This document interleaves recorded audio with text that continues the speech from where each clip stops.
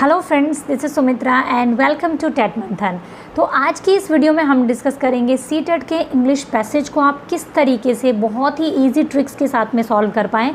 अगर आपकी बहुत ज़्यादा एक अच्छी पकड़ नहीं है इंग्लिश के ऊपर में, अगर आप बेसिक अंडरस्टैंडिंग कर लेते हैं इंग्लिश की, तब भी आप उस पैसेज में फुल मार्क्स ला सकते हैं, जो कि 15 नंबर की वेटेज रखता है आपकी हिंदी में भी और आपकी इंग्लिश में भी। ठीक है, तो बहुत सारे स्टूडेंट ऐसे हैं जिनका पैसेज को बहुत ज़्यादा प्रॉब्लम होती है पैसेज को लेकर के कि मैम हमें उसकी हिंदी नहीं बनानी आती है या कुछ वर्ड समझ में नहीं आती है। तो कुछ ऐसी ट्रिक्स मैं आप लोगों के साथ में शेयर करूँगी जिससे कि बिल्कुल मैटर नहीं करता कि आप पूरे पैसेज की हिंदी ना बना पाएँ या कुछ और ऐसा आपके साथ में प्रॉब्लम है। अगर इंग्लिश में हार्ट टाइट है तब भी आप पैसेज में बहुत अच्छे मार्क्स गेन कर पाएंगे।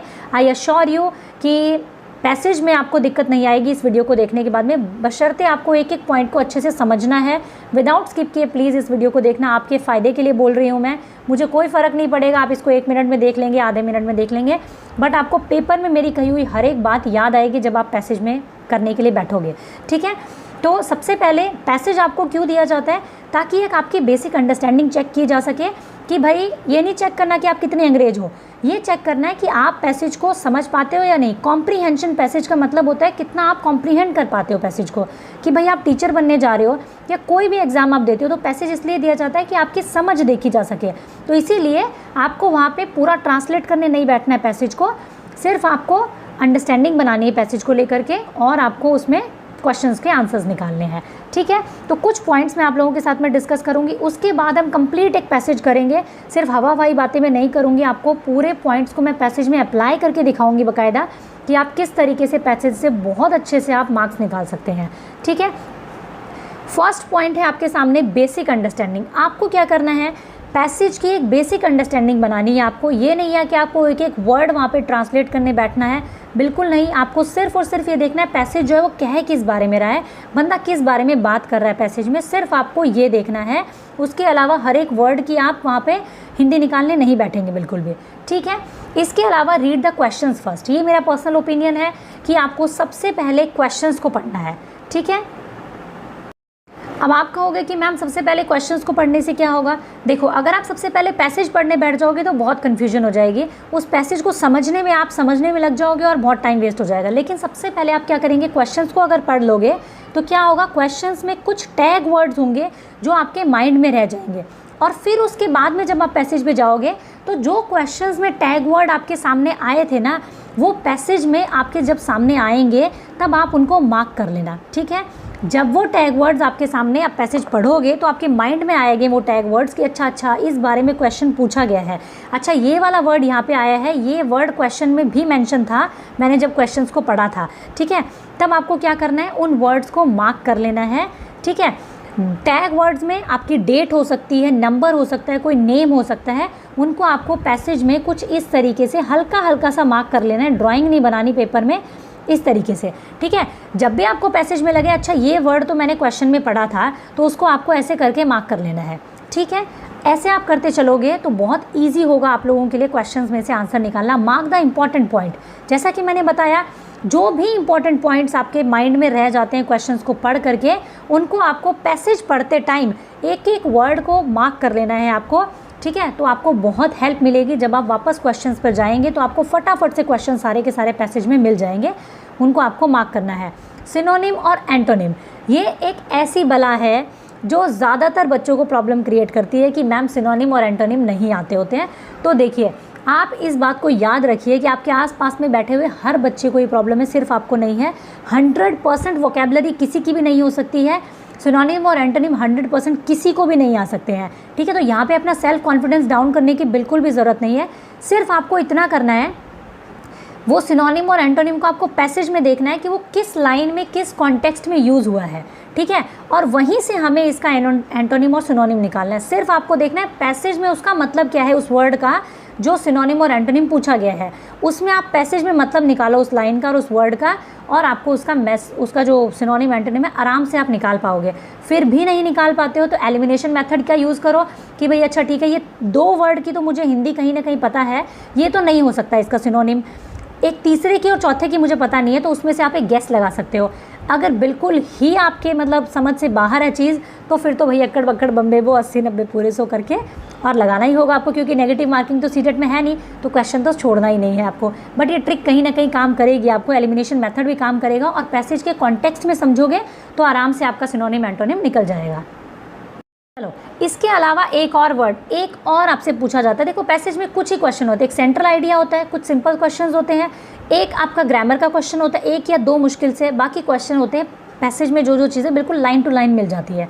तो सेंट्रल आइडिया का जो एक क्वेश्चन होता है, ठीक है, वो हमेशा उसकी एक ही ट्रिक है सबसे बड़ी, कि आप 4 से 5 पैसेज जो है ना सॉल्व कर लो। मैं कहूँगी सिर्फ 4 से 5 पैसेज आप सॉल्व कर लो पेपर में बैठने से पहले, आपको पता चल जाएगा सेंट्रल आइडिया कैसे निकालना होता है।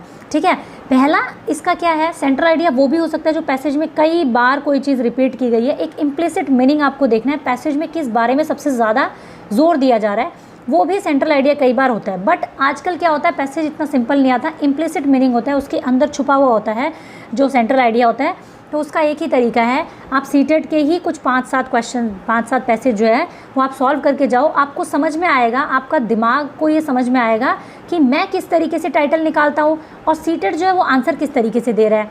आप 3 या 4 बार जब गलती करोगे ना कि अच्छा मैं तो टाइटल ऐसे निकालता हूँ, सीटेट में आंसर ये दे रखा है, तब आपका माइंड अपने आप ट्रेंड हो जाएगा इस चीज़ के लिए कि मुझे पैसेज में से सेंट्रल आइडिया निकालना कैसे है।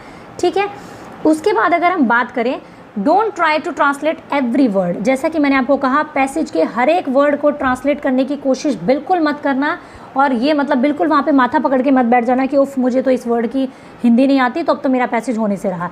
जैसे भी एक लाइन आप लोगों के सामने है, पूरी लाइन आपको समझ में आ रही है, लेकिन एक वर्ड ऐसा वहाँ पे दिया हुआ है महान, जो जिसका मीनिंग आपको समझ में नहीं आएगा। पैसेज में 3-4 वर्ड ऐसे दिए जाते हैं जो कि आपको कंफ्यूज करने के लिए होते हैं, जो हाई वोकेबलरी होती है बिल्कुल, ठीक है, जो आपकी पैसिव वोकेबलरी में से दिए जाते हैं, जिसका मीनिंग आपको नहीं पता होता है। ठीक है, तो उन वर्ड्स को लेकर के नहीं बैठना है वहाँ पे, उनको ट्रांसलेट करने की कोशिश ही नहीं करनी आपको, सिर्फ उस लाइन का मतलब समझो और उसको सिर्फ इंग्लिश में ही समझ लो, कोई दिक्कत नहीं है। ठीक है, मैं ये कहूँ आई एम ए ग्राफोलॉजिस्ट, तो आपको नहीं पता ग्राफोलॉजिस्ट क्या है, तो आप सीधा देखो अच्छा मैं एक ग्राफोलॉजिस्ट हूँ। ठीक है, मैं एक ग्राफोलॉजिस्ट हूँ, ग्राफोलॉजिस्ट की नहीं पता ना हिंदी, कोई बात नहीं, उसको वैसे इंग्लिश में समझ लो, बाकी हिंदी में कर लो। ठीक है, तो एक एक वर्ड को ट्रांसलेट करने की कोशिश नहीं करनी है आपको। नेक्स्ट अगर मैं बात करूँ सीक्वेंस ऑफ क्वेश्चंस, सीक्वेंस आपको देखना है क्वेश्चंस का। कई बार आप पूरे पैसेज में ढूंढने मत बैठना, फर्स्ट सेकंड क्वेश्चन का आंसर आपको फर्स्ट पैराग्राफ में मिल जाता है कई बार आपको, तो इस तरीके से आपको ट्रिकी तरीके से करना है कि फर्स्ट सेकंड क्वेश्चन पूछा गया तो फर्स्ट और सेकंड पैराग्राफ में मुझे कहीं ना कहीं आंसर मिल जाएगा।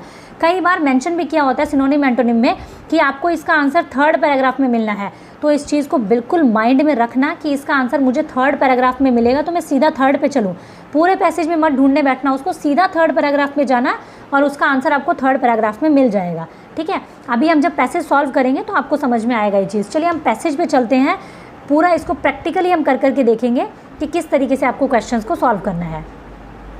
चलिए आप पढ़ते हैं पैसेज को और प्रैक्टिकली करके देखते हैं जो पॉइंट्स मैंने बात की है आप लोगों के बारे में, तो आपको भी नहीं लगेगा कि मैडम ऐसे ही हवा में बात कर रहे हो, ऐसे थोड़ी होता है ना। तो चलिए उसको प्रैक्टिकली करके देखते हैं। सबसे पहले पैसेज को पढ़ते हैं।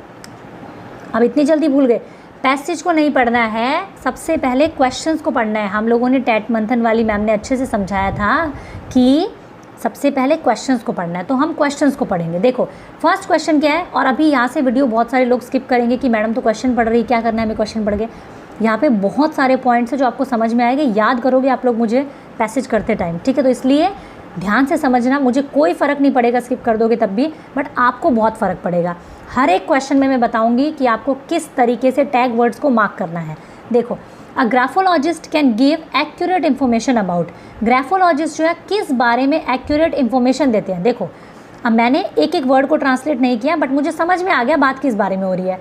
अ person's popularity graph, mental health के बारे में, setback a person is likely to face in future, या फिर चांसेस ऑफ सक्सेस एक पर्सन के। तो जो ग्राफोलॉजिस्ट है वो किस बारे में एक एक्यूरेट इन्फॉर्मेशन देते हैं, उस बारे में बात हो रही है। हम इसको पैसेज में देखेंगे, जब ये चीज़ पैसेज में आएगी तब हम इसको मार्क करेंगे। ठीक है, a person who writes with large letters that cross over to the top line is likely to be, इसमें बात की जा रही है कि एक बंदा जो बहुत बड़े बड़े अक्षर लिखता है, ठीक है, और जो cross over to the top line, जो टॉप लाइन को क्रॉस कर जाता है, वो किस तरीके का होता है, आउटगोइंग होता है, इंट्रोवर्ट होता है, एग्रेसिव होता है, या डेफिनेट होता है। तो देखो हमें याद रखना है पैसेज में जहाँ पर भी लार्ज लेटर्स के बारे में बात की जा रही होगी ना, वहाँ पे हम उस एरिया को मार्क कर लेंगे, ठीक है। सेकंड हमें मिल गया क्वेश्चन। फिर उसके बाद में question number 123, an attention seeking confidence person writes with. अब आपको क्या देखना है, एक अटेंशन सीकिंग और कॉन्फिडेंस पर्सन जो है वो किस तरीके से लिखते हैं। जब भी क्वेश्चन में पैसेज में आपके सामने अटेंशन सीकिंग और कॉन्फिडेंस पर्सन आएगा, हम उसको वहाँ पे मार्क कर लेंगे, क्योंकि हमारे क्वेश्चन में ये पूछा गया है, ठीक है। टाइनी लेटर्स लिखते हैं, कर्सिव लेटर लिखते हैं, लार्ज लेटर लिखते हैं या राउंडेड लेटर लिखते हैं, तो हम देखेंगे जब हमारा पैसेज पढ़ेंगे कि क्या होता है, कॉन्फिडेंस पर्सन क्या करते हैं। 124 नंबर अगर हम बात करें, यहाँ पे बात की जा रही है कि graphologist has been practised for thousands of year. Graphologist जो है वो थाउजेंड्स ऑफ ईयर की प्रैक्टिस करते हैं, हज़ारों साल की प्रैक्टिस करते हैं। देखेंगे हम ये स्टेटमेंट हमें पैसेज में मिलेगा या नहीं मिलेगा, ठीक है। एक पर्सन की हैंडराइटिंग उसके बारे में बहुत कुछ रिवील कर देती है, बहुत कुछ नहीं सब कुछ रिवील कर देती है। इसने बोला एवरीथिंग, सब कुछ रिवील कर देती है। तो ये चीज़ हम देखेंगे कि पैसेज में ये है या नहीं है। अगर ये दोनों चीज़ें एज इट इज़ पैसेज में है, इसका मतलब ये दोनों स्टेटमेंट ट्रू है। अगर ये एज इट इज़ पैसेज में नहीं है, इसका मतलब ये दोनों स्टेटमेंट फॉल्स हैं आपकी, ठीक है। तो पैसेज में हम इनको देखेंगे। 124 नंबर क्वेश्चन तक आपको समझ में आ गया। अब हम देखते हैं आपका क्वेश्चन नंबर 125। पहले हम क्वेश्चंस को फटाफट से पढ़ेंगे, उसके बाद हम जाएंगे। देखो, which one of the following word is similar in meaning to the word verify. Verify का सिमिलर मीनिंग ढूंढना है, और यहाँ पे लिखा हुआ है बाकायदा कि आपको पैराग्राफ 2 में मिल जाएगा। तो पूरे पैसेज में नहीं भटकना है, सिर्फ पैराग्राफ 2 में जाना है और वेरीफाई का मीनिंग हम ढूंढ लेंगे। इसको हम पैसेज में जैसे ही वेरीफाई वर्ड आएगा, हम उस लाइन को बहुत ध्यान से पढ़ेंगे कि ये लाइन किस बारे में बात कर रही है, क्योंकि हमें इसका क्या निकालना है, सिनोनिम निकालना है, ठीक है। तो इसीलिए हम पैसेज को अंधे होकर नहीं पढ़ेंगे, बिल्कुल वर्ड्स को ध्यान में रख के पढ़ेंगे। यहाँ पे हमें रिवील वर्ड का ऑपोजिट वर्ड निकालना है, जो कि हमें पैराग्राफ नंबर 5 में मिलेगा। यहाँ पे लिखा हुआ है, अगर आप फर्स्ट टाइम देने जाओगे ना पेपर, तो आपको समझ में नहीं आएगा किस लिए लिखा हुआ है। तो इसीलिए पैराग्राफ नंबर 5 में जाना, सीधा सीधा रिवील वर्ड का हम वहाँ से मीनिंग निकालेंगे। तो इस रिवील वर्ड को जैसे ही आपके सामने आएगा, आप उस लाइन को बहुत ध्यान से पढ़ेंगे कि ये किस कॉन्टेक्स्ट में यूज़ हुआ है पैसेज में, ठीक है। फिर आता है आपका, ये आपका एक ग्रामर का क्वेश्चन है। ये हो सकता है आपको आता हो, अगर आपने ग्रामर को पढ़ा है, तो हो सकता है आपको ना भी आता हो अगर आपने ग्रामर को नहीं पढ़ा है तो, ठीक है। तो इस पर भी आपको बहुत ज़्यादा टाइम वेस्ट नहीं करना है। अगर आपको आता है तो आपको आता है, नहीं आता है तो आपको नहीं आता है। टाइम आपको वेस्ट नहीं करना है इसके ऊपर में, ठीक है।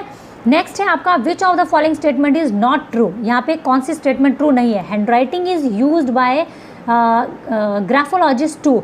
हैंडराइटिंग जो है ग्राफोलॉजिस्ट जो यूज़ करते हैं वो किस लिए यूज़ करते हैं, क्रिमिनल्स को नेल करने के लिए, या फिर सिग्नेचर की जेन्युइननेस चेक करने के लिए, या फिर कपल्स की सुटेबिलिटी को चेक करने के लिए भी, या फिर predict about a person's future criminal tendency. भाई एक बंदे की फ्यूचर में कैसी क्रिमिनल टेंडेंसी रहने वाली है उसको चेक करने के लिए।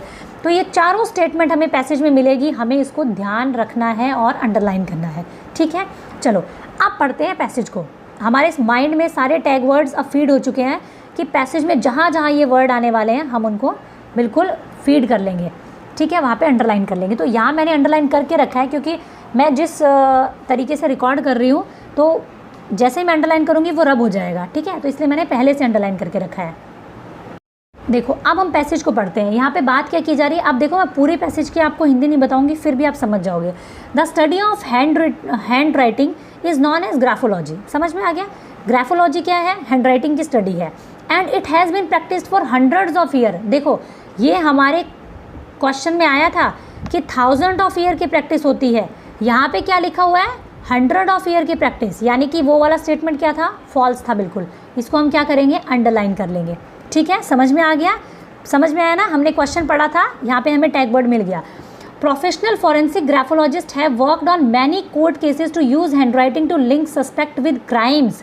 यहाँ पे देखो हमने ये क्वेश्चन में पढ़ा था, क्या क्रिमिनल्स को नेल करने के लिए हैंडराइटिंग यूज़ की जाती है, बिल्कुल यूज़ की जाती है। यहाँ पे लिखा हुआ है बाकायदा कि कोर्ट केसेस में भी हैंडराइटिंग को कहीं ना कहीं यूज़ किया जाता है, जो क्रिमिनल होते हैं उसको कहीं ना कहीं हम लोग पहचानने के लिए, ठीक है। मैं ओवरऑल आपको हिंदी करके बता रही हूँ, कमेंट सेक्शन में ये मत लिखने बैठ जाना मैडम आपने हिंदी गलत करके बता दिया। मैं आपको एक बेसिक बता रही हूँ कि आपको एक एक वर्ड की हिंदी करनी नहीं है वहाँ पे भी, ठीक है। मैं हिंदी नहीं कर रही हूँ। देखो, handwriting is particularly important legally in the case of signatures and providing whether signature are real और फोर्स्ड कैन बी पाइवोटल, ठीक है।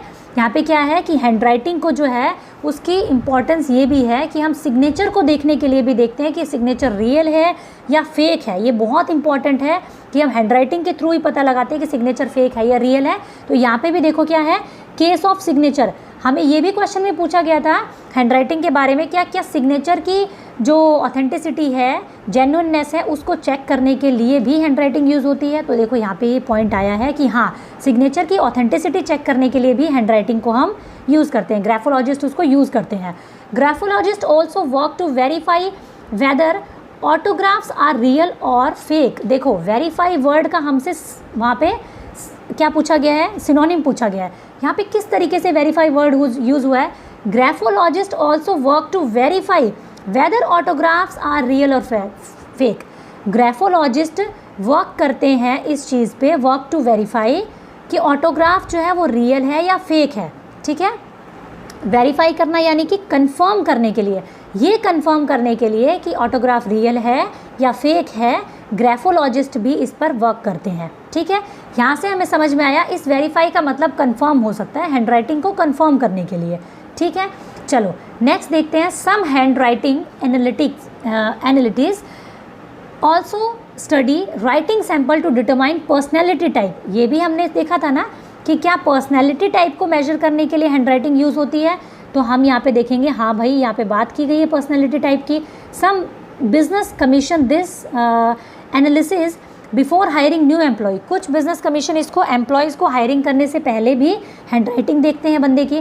The method is even sometime use to help couple see if they are compatible. देखो ये भी हमने question में पढ़ा था कि एक ऑप्शन में लिखा हुआ था कपल्स की कंपैटिबिलिटी को भी चेक किया जाता है हैंडराइटिंग के थ्रू। ठीक है, तो हम इसको यहाँ पे मार्क कर लेंगे।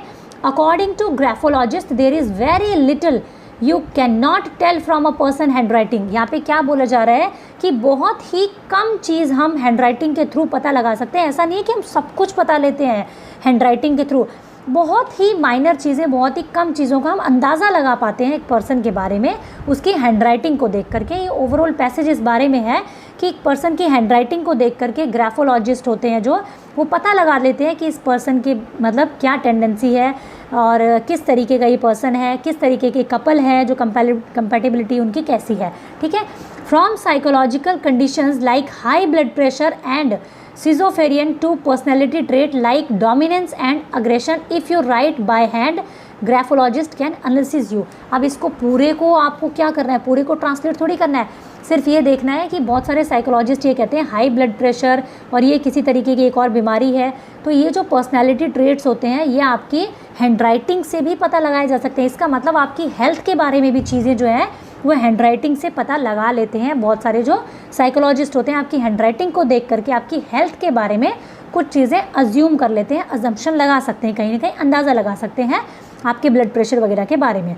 Everything from the size of your letter to how closely you space words can reveal intricate detail of your personality. देखो यहाँ क्या बोला हुआ है कि जो आप लेटर्स का साइज़ लिखते हो, कोई बड़ा लिखता है, कोई छोटा लिखता है, किसी की छोटी हैंडराइटिंग, किसी की बड़ी हैंडराइटिंग, कोई लार्ज लेटर लिखता है, कोई स्मॉल लेटर लिखता है, उससे रिवील होती है आपकी पर्सनैलिटी के बारे में। यहाँ पे रिवील का मतलब क्या हुआ, मतलब उससे रिवील होती है, रिवील का मतलब उससे मतलब निकल करके आती है आपकी पर्सनैलिटी। ठीक है, सामने आ जाती है। रिवील का मतलब यहाँ पे ये हो गया।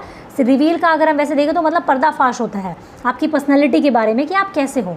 ठीक है, रिवील वर्ड का हमसे क्या पूछा था, एंटोनिम पूछा था। देखो आप देखते हैं in general the size of letter can reveal whether you are shy और आउटगोइंग। देखो यहाँ पे क्या बोल रहे हैं कि आपके जो लेटर्स का साइज़ होता है वो बता देता है कि आप शाय हो या आउटगोइंग पर्सन हो। ठीक है, size of letter can reveal whether you are shy और आउटगोइंग। अब हम देखते हैं आगे इसमें क्या लिखा हुआ है। Compare to a standard line sheet of paper if you are write with tiny letters.